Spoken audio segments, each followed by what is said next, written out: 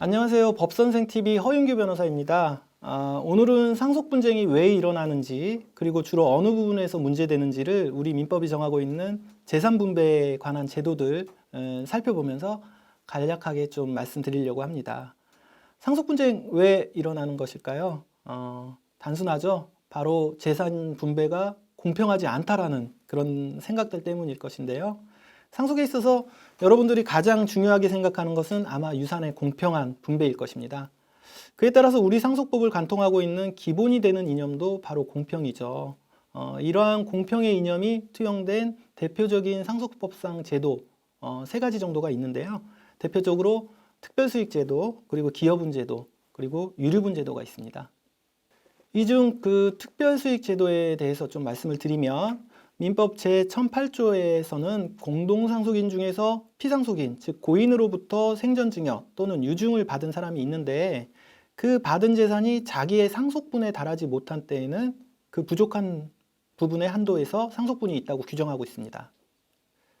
쉽게 말해서 상속재산을 분배할 때 생전에 이미 증여를 받은 자녀가 있다면 이는 상속재산을 미리 받은 것, 즉 상속분의 성급이라고 보고 증여받은 자녀는 부모님이 돌아가셨을 때 그 남은 재산에서 사전에 증여받은 재산만큼은 빼고 적게 받도록 하는 제도입니다. 그리고 기여분 제도가 있는데요. 부모님을 상당한 기간 특별히 부양하거나 부모의 재산 유지 증가에 특별히 기여한 자에게 더 많은 재산을 받게 하는 제도입니다. 이처럼 특별수익제도나 기여분 제도는 결국 공평의 이념을 구체적으로 실현하는 제도라고 할 수가 있는데요. 그런데 이렇게 우리 민법이 공평한 분배를 위한 법적 제도를 마련하고 있음에도 불구하고 상속분쟁이 증가하는 이유는 뭘까요? 아마도 각자가 생각하는 공평의 개념이 서로 다르기 때문일 것입니다. 예를 들면 특별수익제도와 관련해서 민법은 어느 범위의 증여재산이 특별수익으로 조정의 대상이 되는 것인지 그 기준에 관해서 구체적으로 정하고 있지를 않습니다. 따라서 그 범위가 개별 사안마다 달라질 수가 있는데요. 생전에 어떤 자녀가 부모로부터 받은 재산이 있는 경우 과연 어느 범위까지 그 특별수익으로 인정할 것인가 이에 대해서 생각이 상당히 다를 수 있습니다. 자녀들은 부모로부터 그 생전에 학비로부터 결혼 자금, 그리고 또 결혼 이후에는 생활비를 지원받을 수도 있고요. 기타 자동차 구입 자금, 부동산 구입 자금 등 그 지원 명목이 다양할 텐데 과연 어디까지 상속재산을 미리 받은 것으로 볼 수 있는지 각자 주장이 다를 수 있습니다.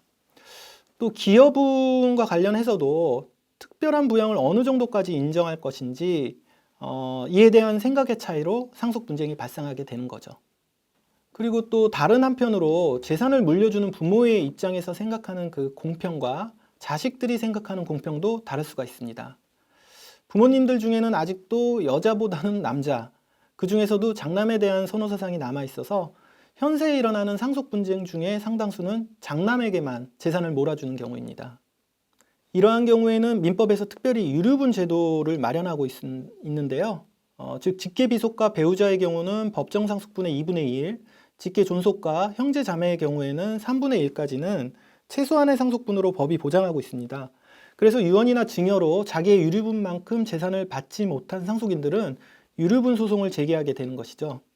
정리하자면은 상속재산의 대부분은 특별수익 그리고 기여분에 관한 상속인들 간의 분쟁이 있고요. 최소한의 상속분인 유류분도 받지 못한 그 유류분권자가 제기하는 유류분 소송이 이 상속분쟁의 대부분입니다. 이러한 특별수익, 기여분, 유류분의 판단 기준은 생각보다 복잡하고 어렵습니다. 오늘은 이러한 제도들의 취지와 분쟁이 발생하는 원인에 대해서 간략하게 알아보았는데요. 이에 대한 구체적인 내용은 저희 법선생TV에서도 관련 영상을 계속 올리고 있으니까요. 참고하시면 상당히 도움이 되실 거라 생각합니다. 이상 법선생TV 허윤규 변호사였습니다. 감사합니다.